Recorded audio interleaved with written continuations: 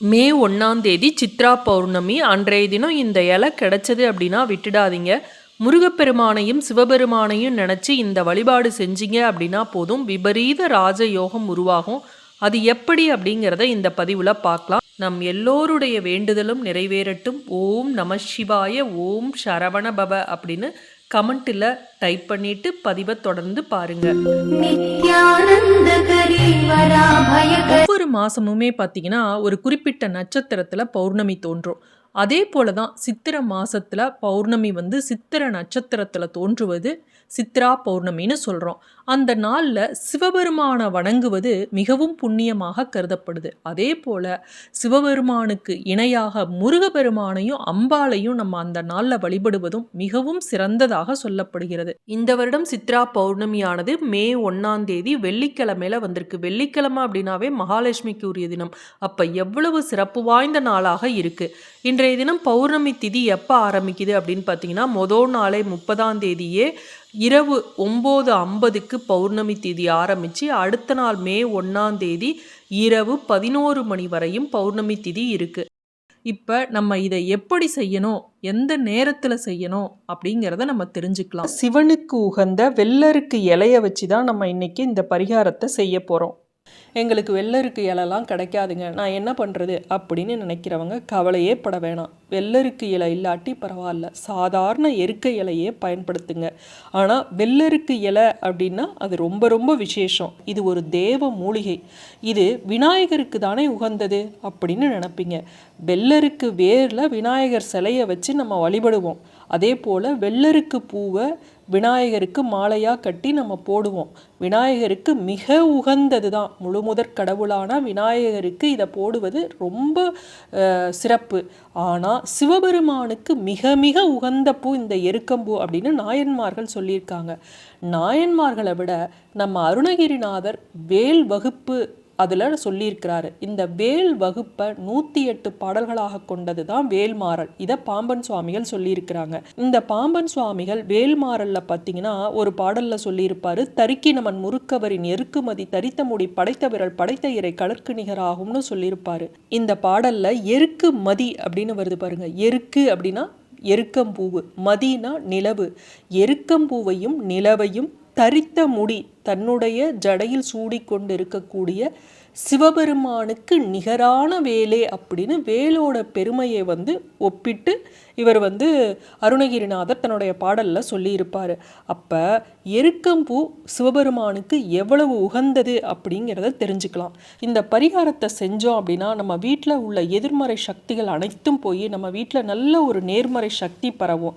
அதன் மூலமாக நமக்கு பண வரவு ஏதாவது தடையாக இருந்தது அப்படின்னா அந்த தடைகள் அனைத்தும் விலகி நமக்கு பணம் பல வழிகளில் வரும். இதை செஞ்சுட்டு சும்மா இருந்தால் பணம் வரும் அப்படின்னு யாரும் சொல்லலை. நம்மளுடைய உழைப்பையும் போடும்போது இந்த பரிகாரத்தையும் செய்யும்போது நம்ம வீட்டில் இருக்கக்கூடிய எதிர்மறை சக்திகள் போய் நமக்கு நேர்மறை சக்திகளும் நல்ல ஒரு பண வரவையும் தரும். இது ஏன்னா இந்த இலை அவ்வளவு தன ஆகாஷ்ண சக்தி உடைய ஒரு இலை. இந்த இலையை வச்சு தான் நம்ம இப்போ பரிகாரத்தை செய்ய போகிறோம்.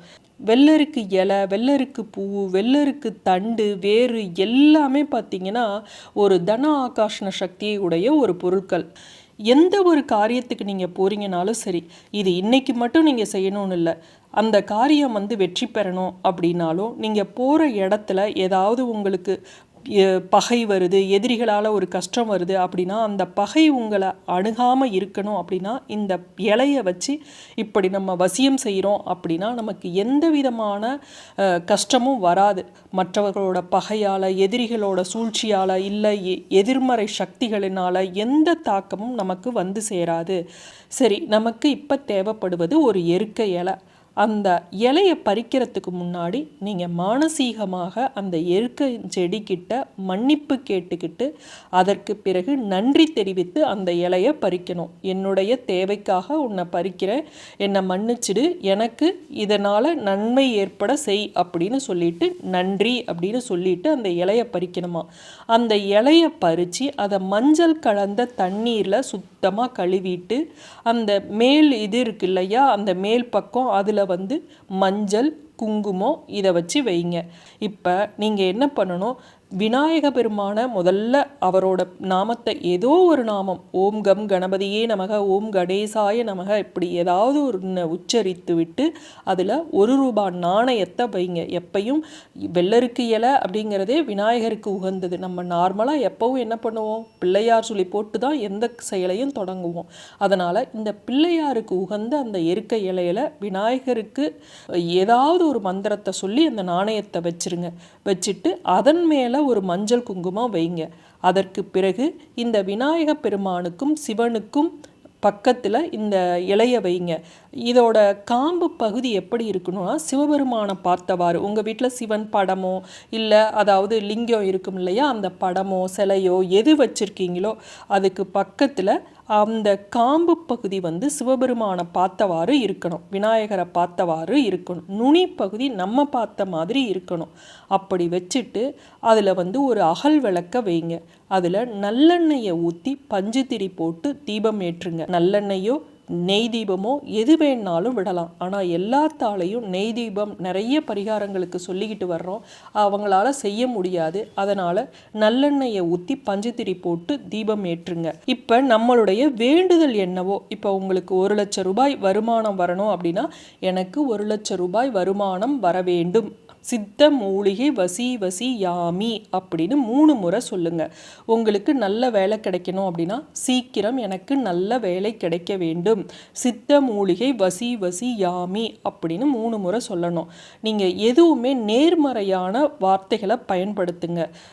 எதிர்மறை வார்த்தைகளே வராமல் எதையும் வேண்டுங்க. அது மாதிரி வேண்டிட்டு அது மேலே இருக்கக்கூடிய அகல் விளக்கு 1 மணி நேரம் ஏற்றி வைத்து எரிய வேண்டும். இது எந்த நேரம் ஏற்றி வைக்க வேண்டும் அப்படின்னு பார்த்தீங்கன்னா இரவு 8 to 9 1 மணி நேரம் அந்த விளக்கு அந்த எருக்க இலையில அப்படியே எரிந்து கொண்டு இருக்கட்டும். அதற்கு பிறகு அந்த விளக்கை நீங்கள் என்ன பண்ணுறீங்க, ஒரு பித்தளை தட்டில் எடுத்து வச்சிருங்க. அந்த வெள்ளருக்கு இலையோ அல்ல ஊதா நிற இலையோ அதில் இருக்கக்கூடிய அந்த ₹1 நாணயத்தோடு அந்த எருக்க இலையை மடிச்சிருங்க. மடிச்சுட்டு ஒரு மஞ்சள் துணியில் வச்சு அதை நல்லா எண்ணெய் ஏதாவது இருந்ததுன்னா தொடச்சிட்டு அதற்கு பிறகு மஞ்சள் துணியில் வச்சு அங்கேயே வச்சிருங்க, சாமிக்கிட்டேயே வச்சிருங்க. அடுத்த நாள் நீங்கள் அந்த மஞ்சள் துணியில் இருக்கிறத சின்ன துணியாக இருந்தது அப்படின்னா அதை அப்படியே நீங்கள் எடுத்து பர்ஸ்லையோ இல்லை ஹேண்ட்பேக்லேயோ வச்சுக்கிட்டு வெளியே போகிறீங்க அப்படின்னா கூட அதை எடுத்துக்கிட்டு போகலாம். இது மாதிரி நீங்கள் வாரம் வாரம் கூட நீங்கள் செய்யலாம். இது மாதிரி நம்ம செய்யறப்ப நம்மளுடைய நியாயமான செயல்கள் அனைத்தும் நல்லபடியாக நடக்கும், நமக்கு பகைங்கிறது கூட எந்த இடத்துலையும் ஏற்படாது அப்படின்னு சொல்லியிருக்காங்க. நீங்கள் பழசை நீங்கள் கால்படாத இடத்துல போட்டுருங்க. அந்த நாணயத்தை நீங்கள் கேஷ்பேக்கில் எடுத்து வச்சுக்கிட்டு வாங்க. நிறைய காயின் சேர்ந்துருச்சு, ஒரு 10 காயின் 20 காயின் சேர்ந்துருச்சு அப்படின்னா அதை உண்டியலில் போடுங்க. இல்லை அதில் ஏதாவது பொருள் வாங்கி அதை இல்லாத ஏழை எளியவருக்கு உணவாக வாங்கி கொடுக்கலாம். இது மாதிரி செய்யலாம். ஆனால் மற்ற செலவுக்கு காய்கறி வாங்குறதுக்கு உங்கள் வீட்டு தேவைக்காக அதை நீங்கள் பயன்படுத்தக்கூடாது. மீண்டும் அடுத்த காணொளியில் சந்திக்கும் வரை நன்றி, வணக்கம்.